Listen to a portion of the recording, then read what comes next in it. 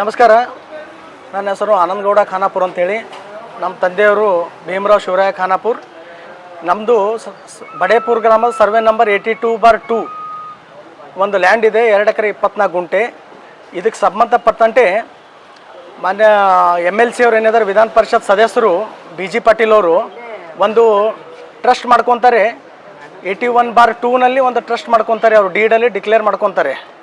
ಅದನ್ನು ನಮ್ಮ survey number ಆದಂಥ 82/2ನಲ್ಲಿ ತಂದು ದಾಖಲಾತಿಗಳನ್ನು ಸೇರಿಸ್ತಾರೆ.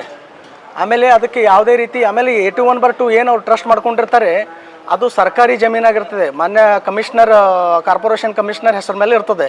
ಅದನ್ನು ನಾವು ತಂದು ನಮ್ಮ AC ಅವರಿಗೆಲ್ಲ ಕೊಡ್ತೀವಿ. ಆಮೇಲೆ ನಾವು ಟ್ರಸ್ಟಿಗೆ ಅರ್ಜಿ ಹಾಕ್ತೇವೆ. ನಮ್ಮ ಸರ್ವೆ ನಂಬರ್ದು ಏನಿದೆ, ನಮ್ಮ ಮೂಲ ಮಾಲೀಕರು ಇದ್ದೀವಿ, ನಮಗೆಲ್ಲ ರೈಟ್ಸ್ ಪ್ರಕಾರ, ನಮ್ಮದೆಲ್ಲ ಕಾನೂನು ಪ್ರಕಾರ ನಮಗೆಲ್ಲ ದಾಖಲಾತಿಗಳಿದೆ, ನಮ್ಮ ಟ್ರಸ್ಟಿಗೆ ಹಾಕ್ರಿ ಅಂತ ಹೇಳಿದಾಗ ಅವರು BG ಪಾಟೀಲ್ ಅವರು ಒಂದು ಟ್ರಸ್ಟಿನ ವೈಸ್ ಪ್ರೆಸಿಡೆಂಟ್ ಆದಂಥ ಅರುಣ್ ಕುಮಾರ್ ಲೋಯಾಗ ಇಲ್ಲೀಗಲ್ ಆಗಿ ಕರೆಸ್ತಾರೆ. ಕರೆಸ್ಬಿಟ್ಟು ಅರ್ಜಿ ಹಾಕಿಸಿ ಅಲ್ಲೊಂದು ಆರ್ಡ್ರ್ ಮಾಡೋದು, ತನಿಖೆ ಮಾಡ್ತಾರೆ. ತನಿಖೆ ಮಾಡಿಬಿಟ್ಟು ಆರ್ಡ್ರ್ ಮಾಡಲ್ಲ ಸರ್. ಆರ್ಡ್ರ್ ಮಾಡದೆ ಎಂಡೋರ್ಸ್ಮೆಂಟ್ ಕೊಡ್ತಾರೆ. ಅದು ಕೊಟ್ಟು ಇಲ್ಲಿ ಏನು ಮಾಡ್ತಾರೆ, ನಾವು ಅವ್ರು ಏನೇನು ತಪ್ಪು ಮಾಡಿದ್ದಾರೆ ಅಂತ ಹೇಳಿಬಿಟ್ಟು ನಾವು ಇಲ್ಲಿ AC ಮೇಡಮ್ ಅವರಿಗೆ 24/3/2026 ತಂದು ಅರ್ಜಿ ಕೊಡ್ತೀವಿ. MLC ಮೇಲೆ, BG ಪಾಟೀಲ್ ಮೇಲೆ ಆ್ಯಕ್ಷನ್ ತೊಗೋಬೇಕು, ಆಮೇಲೆ ತಹಶೀಲ್ದಾರ್ ಮೇಲೆ ಆ್ಯಕ್ಷನ್ ತೊಗೋಬೇಕಂತೇಳಿ. ಮೇಡಮ್ ಅವ್ರು ಏನು ಮಾಡ್ತಾರೆ, 24/3/2026 ಹಿಡಿದು ಫೈಲ್ ಅಲ್ಲೇ ಇಟ್ಕೊಂಡು ಕುಂದಿರ್ತಾರೆ. ಅದಾದಮೇಲೆ ನಾವು ತಂದು ಕೇಳ್ತೀವಿ, ಯಾಕೆ ಆ್ಯಕ್ಷನ್ ತೊಗೋತಿಲ್ಲ ಅಂತಂದರೆ, ನೀವು ದಿನ ಯಾಕೆ ಬರ್ತೀರಪ್ಪ, ನಮಗೆ ನಾವು ಮಾಡ್ಕೋತೀವಿ ಅಂತ ಹೇಳ್ತಾರೆ ಅವರು.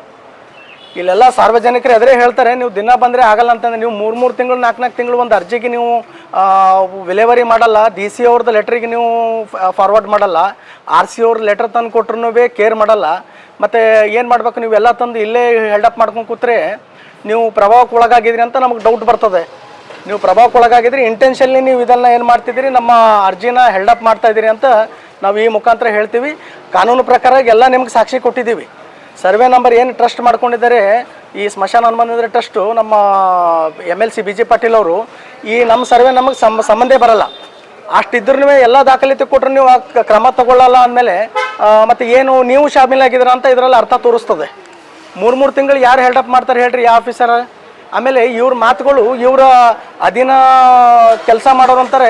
ತಹಶೀಲ್ದಾರ್ ಅವ್ರಿಗೆ ಕೇಳಿದ್ರೆ AC ಮೇಡಮ್ ಅವ್ರಿಗೆ ಕೊಟ್ಟಿದ್ದಲ್ಲಪ್ಪ, AC ಮಾಡೋರಿಗೆ ಮಾಡ್ತಾರೆ, ಇದೇನು ಮಾಡ್ತಾರೆ ಅವ್ರ ಬಲ್ಲೇ ಮಾಡ್ಕೋರಿ ಅಂತ ಹೇಳ್ತಾರೆ. ಕೋರ್ಟಿಗೆ ಸರ್, ಇದಕ್ಕೆ ಕೋರ್ಟಿಗೆ ಸಂಬಂಧ ಬರಲ್ಲ ಸರ್. ಆಫೀಷಿಯಲ್ಸ್ ಪ್ರಾಬ್ಲಮ್ ಇದೆ ಆ್ಯಕ್ಚುಲಿ.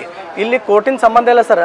ದಾಖಲಾತಿ ತಿದ್ದುಪಡಿ ಆಗಿರ್ತದಲ್ಲ, ಅದನ್ನು ರೈಟ್ಸ್ AC ಅವ್ರಿಗೆ ಇರ್ತದೆ ಸರ್, DC ಅವ್ರಿಗೆ ಇರ್ತದೆ, ಕಂದಾಯ ಅಧಿಕಾರಿಗಳಿಗೆ ಇರ್ತದೆ. ಇಲ್ಲ ಸರ್, ಈಗ ಅದೇ ಈಗ ಇವ್ರು ಎಂಡೋಸ್ಮೆಂಟೇ ಕೊಡ್ತಾ ಇಲ್ಲ, ನಮ್ಗೆ ಹಿಂಬರ ಕೊಡ್ತಾ ಇಲ್ಲ.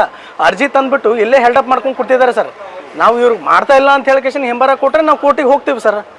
ಇವ್ರು ಹಿಂಬರನೇ ಕೊಡ್ತಾ ಇಲ್ಲ. 3 ತಿಂಗಳು 4 ತಿಂಗಳು ಅರ್ಜಿ ಇಟ್ಕೊಂಡು ಕೂತ್ರೆ ನಾವು ಕೋರ್ಟಿಗೆ ಹೋಗೋದಾದ್ರೆ ಹೇಗೆ ಸರ್? ಒಟ್ಟು ಡಾಕ್ಯುಮೆಂಟ್ಸ್ ಯಾವುದು ಕ್ರಿಯೇಟ್ ಮಾಡೋಕ್ಕೆ ಕೊಡ್ತಾ ಇಲ್ಲ ಇವರು. ಸೊ ಇದಕ್ಕಾಗಿ ಪ್ರಾಬ್ಲಮ್ ಆಗ್ತಾಯಿದೆ ಸರ್. ಇವ್ರು ಕೊಟ್ಟರೆ ಅಂದ್ರೆ ನಾವು ಕೋರ್ಟಿಗೆ ಹೋಗ್ತೀವಿ. ಅದೇನು ಸರ್, ತನಿಖೆ ಮಾಡ್ಬೇಕು ಸರ್. ಅಪೀಲ್ ಹಾಕಿದ್ದೀವಿ ನಾವು, ಅಂಡರ್ 46 ಒಳಗೆ ಅಪೀಲ್ ಹಾಕಿದ್ದೀವಿ. ಅಪೀಲ್ ತನಿಖೆ ಮಾಡಿಬಿಟ್ಟು ಒಂದು ಆರ್ಡರ್ ಕೊಡ್ರಿ ಸರ್. ತಹಶೀಲ್ದಾರ್ ಮೇಲೆ ಆ್ಯಕ್ಷನ್ ಆಗಲಿ, BG ಪಾಟೀಲ್ ಮೇಲೆ ಆ್ಯಕ್ಷನ್ ಆಗಲಿ, ಇದನ್ನು ಕೇಳ್ತಾ ಇದ್ದೀವಿ. ನೀವು ಎಲ್ಲ ಡಾಕ್ಯುಮೆಂಟ್ಸ್ ತಂದು government land survey number 81/2 commissioner ಹೆಸರು ಮೇಲೆ ಇದ್ರೂ ನೀವು ಆ್ಯಕ್ಷನ್ ತೊಗೊಳ್ಳೋ ಅಂದರೆ ಏನು ಸರ್ ಅದು? ಇದು ಕ್ವಶನ್ ಮೂಡ್ತಾ ಇದೆ ನಮಗೆ. ಅದಕ್ಕೆ ಅನಿವಾರ್ಯವಾಗಿ ಸರ್ ನಾವು ಇದು ದಾರಿ ಬೇಕಾಗಿದೆ, ಇದು ದಾರಿ ಹಿಡಿದೀವಿ ನಾವು. 2 ಎಕರೆ 24 ಗುಂಟೆ ಇದೆ ಸರ್. ಟೋಟಲ್ 2 ಎಕರೆ 24 ಗುಂಟೆ. ಆನಂದಗೌಡ ಖಾನಾಪುರ್.